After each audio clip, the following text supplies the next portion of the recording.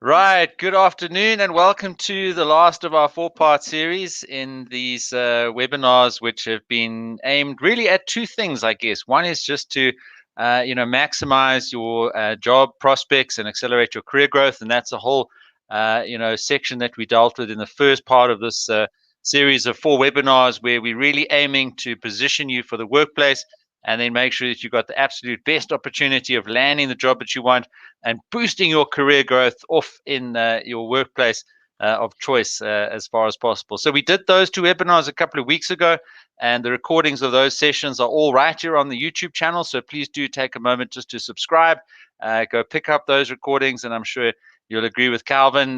We were very pleased with the results and the sort of participation and the feedback from those two webinars, which happened a couple of weeks ago. And then this week, we've been focused on digital. Now, digital really, there's no doubt it's affected all our lives. And what we dealt with on Monday was digital disruption.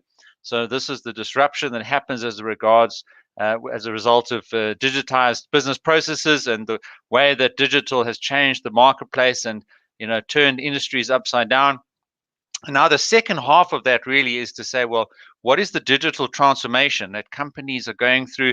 And of course, in our own lives, we've been through a degree of digital transformation. Universities have been through a degree of digital transformation. And a lot of this has been accelerated, obviously, in the last year or so by the lockdowns of COVID-19 here in South Africa and around the world. So what we'll go through today, I'll put it up on the screen just now, will really be a bit of an inside track. My day job is actually to help plan and run the digital transformation for the First Rand Group.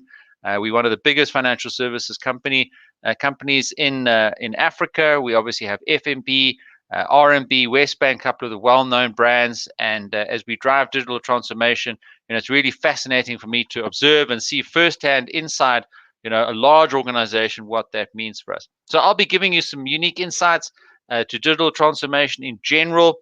We did touch on some aspects relating to banking and financial services on Monday. Again, you can go and pick up that video and go through that as well.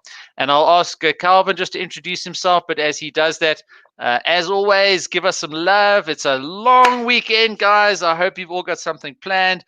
I'm taking the day off work tomorrow, so I'll be off for a good few days. I'm going to do a digital detox as we talk about digital today.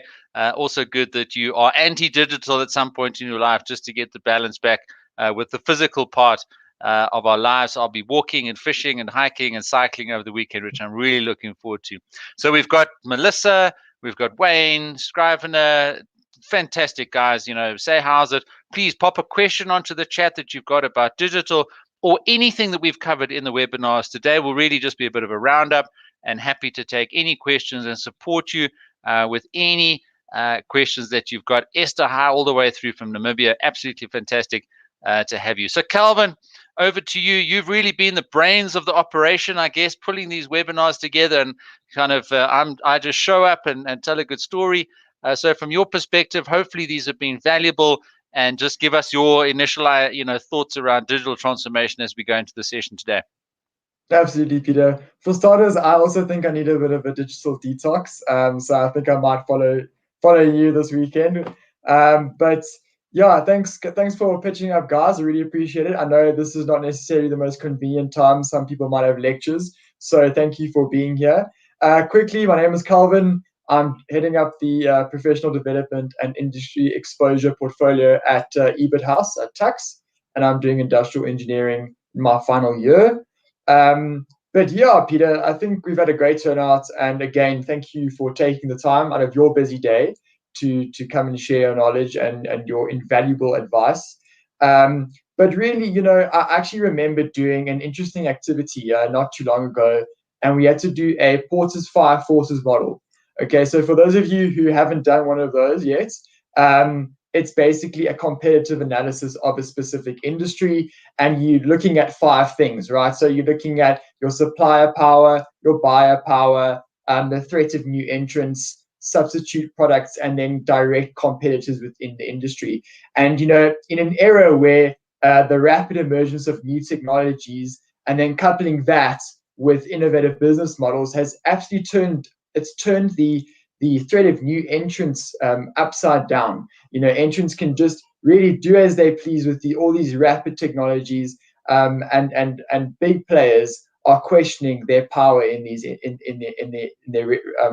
their sectors. So I think that's what I understand of this currently, but I'm hoping to gain a little bit more out of it from you, Peter, and then touch on some awesome topics like self-disruption.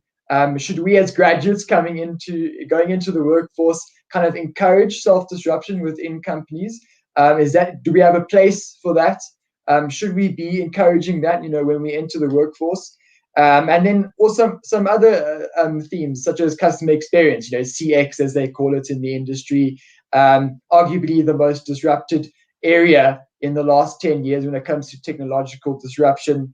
And then investing in talent, I think that's a big one for companies these days. And we'd like to get to know from you what the talent deficiencies are and what skills employers are looking for, but can't necessarily find. So those are some of the things that I've been thinking about. I'm hoping that you guys, the students, also share those sentiments. But yeah, let's get this show on the road. Brilliant. Thank you, Calvin. I think that's touched on a couple of great themes that will certainly weave into the conversation this afternoon. And I think just to link back to those first couple of webinars, we did mention at that point that, certainly having some insights and knowledge about what's going on in industry from a digital disruption and transformation perspective is really only going to be to your advantage. Obviously, you might need to specialize a little bit depending on the industry that you're actually going into and the role that you're going to be performing as an engineer or as any other type of graduate student. But to be able to say that you can talk about some of the topics that we're going through in these two webinars, possibly in an interview, or even once you're in the workplace and in those team environments, will absolutely only put you in good stead. And I think, Calvin, just to answer your question right off the bat, when we look at people coming in and we are interviewing people, and as hopefully the job market sort of starts to open up again as the economy recovers from 2020, I think we definitely can be looking for people who have their ear tuned in to those trends and those impacts that we have to grapple with and understand how we change our business. And as you mentioned, certainly from the inside out, that self-disruption is so important. It's really going to be driven by our own people, by our own teams. There's only so much that top leadership can do. They're there in terms of governance and inspiration and setting the vision, but we rely so heavily on the ingenuity and the innovation of our employees. So we're absolutely looking for innovative, creative thinking people, and that's certainly something that we'll cover in a lot of detail this afternoon.